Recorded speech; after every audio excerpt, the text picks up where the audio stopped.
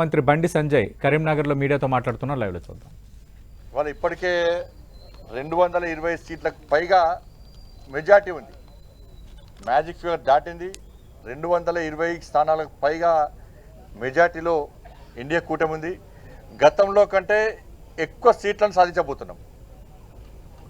దానిలో ముఖ్యంగా భారతీయ జనతా పార్టీ పోయినసారి 105 స్థానాలు గెలిచింది. ఈసారి 120 స్థానాలకు పైగా గెలవబోతున్నమాట. కాంగ్రెస్ పార్టీ 120 స్థానాల్లో పోటీ చేసింది. 20 స్థానాలు గెలిచే పరిస్థితి కూడా లేదు కాంగ్రెస్ పార్టీ మహారాష్ట్రలో.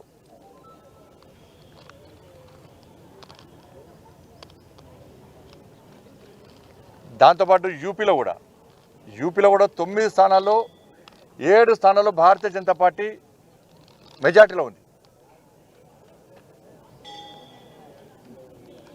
కాబట్టి మహారాష్ట్రలో కాంగ్రెస్ పార్టీ కూటమి, ఐఎన్డీఏ కూటమి ఎన్ని అబద్ధ ప్రచారాలు చేసినప్పుడు కూడా ఇవాళ ప్రజలు వాటిని నమ్మలేరు.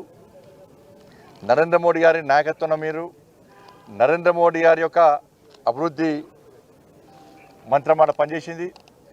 వారి విశ్వాసాన్ని నమ్మకం ప్రజలు రెండవసారి ఇవాళ ఎన్డీఏ కూటమికి అధికారాన్ని అప్పయ్యారు. ఒకసారి ప్రభుత్వంలోకి వచ్చినాక నెక్స్ట్ టైం మెజార్టీ తగ్గుతుంది, కానీ ఈసారి మెజార్టీ విపరీతం పెరిగింది సార్. కానీ ఉద్ధవ్ ఠాకరే లాంటి శివసేన పార్టీలు వాళ్ళ ఐడియాలజికల్ దానికి విరుద్ధంగా, హిందుత్వానికి విరుద్ధంగా, హిందూ ధర్మానికి విరుద్ధంగా వివరించే పార్టీలతో కుమ్మక్కు కావడం వల్ల మొత్తం అడ్రస్లో కూడా గల్లంతైపోయినాయి పార్టీలను కూడా. కానీ మహారాష్ట్రలో హిందూ సమాజం వాళ్ళ చైతన్యాన్ని చాటింది. ఎంఐఎం పార్టీతో కాంగ్రెస్ పార్టీ కుమ్మక్కై ఓట్లను చీల్చే ప్రయత్నం చేశారు. అనేక రకాల కుట్రలు చేశారు. కానీ అక్కడ ధర్మం గెలిచింది. ప్రజలు చీలిపోద్దని చెప్పి బటేంగేతో కటేంగే అని చెప్పి ఒక సందేశం అది ప్రజలకు వెళ్ళింది. ప్రజలు వాళ్ళ ఐక్యతను ప్రదర్శించారు.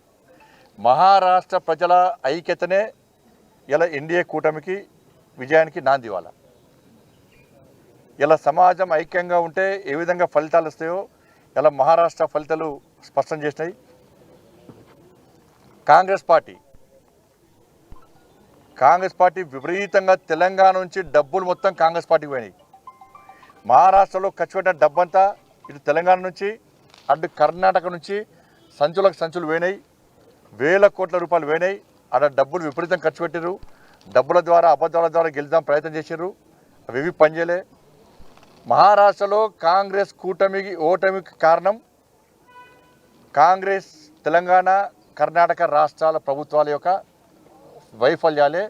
అక్కడ ఆ కూటమికి వైఫల్యానికి ఓడిపోవడానికి కారణం. ఎందుకంటే హిమాచల్ ఎన్నికల పేరు చెప్పి కర్ణాటకలో గెలిచారు. కర్ణాటక ఎన్నికల ఫలితాలు చూపెట్టి తెలంగాణలో గెలిచారు.